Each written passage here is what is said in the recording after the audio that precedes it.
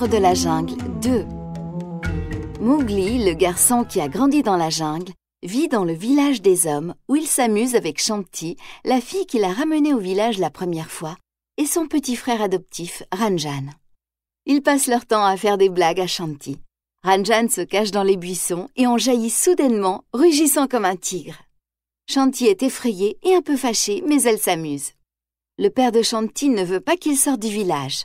« La jungle est un endroit dangereux !» dit-il, ordonnant à Mowgli et Ranjan d'aller à la maison. Mais Mowgli se languit de la vie dans la jungle et en particulier de son grand ami, l'ours Baloo. Mais il ignore que Shere Khan est sur ses traces, assoiffé de vengeance. Shere Khan n'a pas oublié le jeune et intrépide Mowgli et il veut lui faire payer le fait de s'être attaqué à lui, surtout parce que les animaux de la jungle se moquent encore de lui et de sa fuite devant le petit homme. Mowgli manque aussi à Baloo. « Il ne faut plus essayer d'attirer Mowgli hors du village », lui dit la panthère Bagheera. Mais un soir, Baloo s'introduit dans le village. Malheureusement, Shanti le voit et elle ignore qu'ils sont amis. « Une bête sauvage! À l'aide !» hurle-t-elle, réveillant le village. Effrayé, Baloo attrape Mowgli et s'enfuit avec lui. C'est vrai, il y a en effet un animal sauvage, mais ce n'est pas Baloo.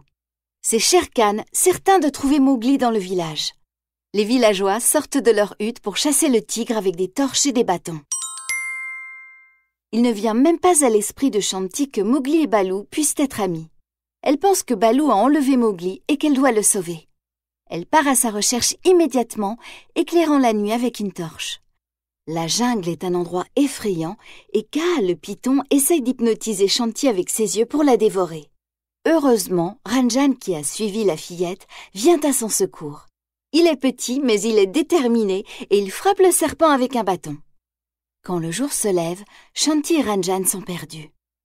Pendant ce temps, Mowgli et Baloo s'amusent comme avant.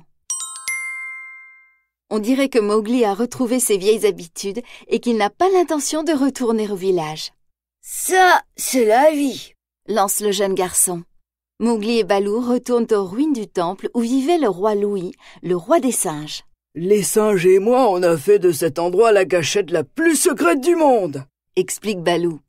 Mowgli pourrait y vivre en paix. Mais ses amis commencent à lui manquer et du haut d'un arbre, il regarde tristement le village loin. Baloo semble ne pas comprendre et il se vante auprès des autres animaux. « Mowgli ne reverra jamais ce village ni ce pot de colle de fille !» dit-il. Comme il se trompe. Bientôt, l'ours tombe sur Shanti et Ranjan. Baloo les convainc que Mowgli ne veut plus être leur ami. « Elle essayait de m'aider et toi, tu l'as terrifiée !» s'écrie Mowgli en colère contre Baloo. « Tu voulais que cette fille te retrouve !» dit Baloo, comprenant finalement ce que Mowgli ressent. Mowgli court après Shanti et Ranjan. Il les trouve, mais il n'y a pas de temps pour les embrassades car quelqu'un surgit de l'ombre. C'est Shere Khan. Mowgli attire l'attention du tigre, mais Shanti ne veut pas l'abandonner. « Reste ici, Ranjan. Il faut que j'aille au secours de Mowgli, » murmure-t-elle au petit garçon. Ranjan veut la suivre, mais quelqu'un le retient. C'est Baloo. « Détends-toi, petit, » dit-il. « Dis-moi où est Mowgli. » Et tout ce que Ranjan peut dire, c'est « Shere Khan !» Baloo serre les dents, met Ranjan sur ses épaules et court dans la jungle.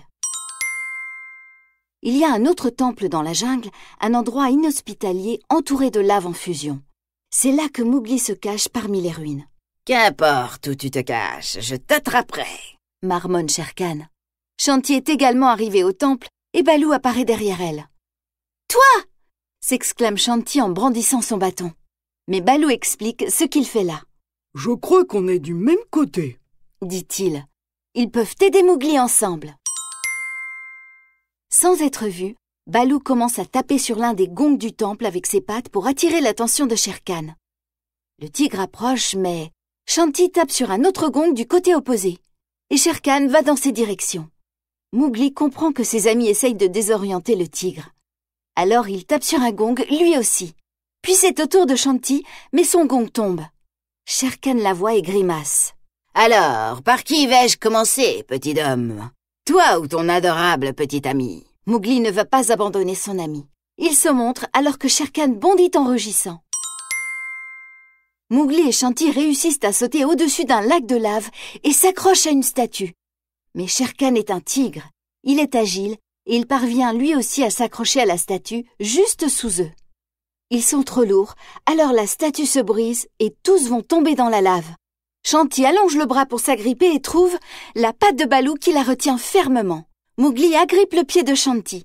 Shere Khan a également évité la lave, mais la statue lui tombe dessus et maintenant il est piégé. Shere Khan n'embêtera plus personne pendant un moment. Mais à présent, où Mowgli va-t-il décider de vivre? Baloo sait ce qui est le mieux pour son petit homme adoré. « Vas-y, Mowgli, » lui dit-il. « Viens avec moi !» le supplie Mowgli. « Tu sais que je ne peux pas faire ça. » répond Baloo alors que Mowgli le regarde tristement. Ils s'étreignent et Mowgli court après Shanti et Ranjan vers leurs parents qui les cherchaient avec anxiété. Maintenant, ils peuvent embrasser leurs enfants et ils prennent aussi Mowgli dans leurs bras car ils l'aiment comme s'il était leur enfant.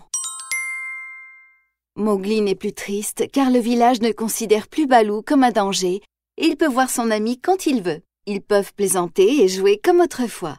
Mieux encore, ils ont maintenant d'autres amis pour se joindre à eux. Il en faut peu pour être heureux, vraiment très peu pour être heureux. Chassez de votre esprit tous vos soucis. Prenez la vie du bon côté, riez, sautez, dansez, chantez, et vous serez un ours très bien léché.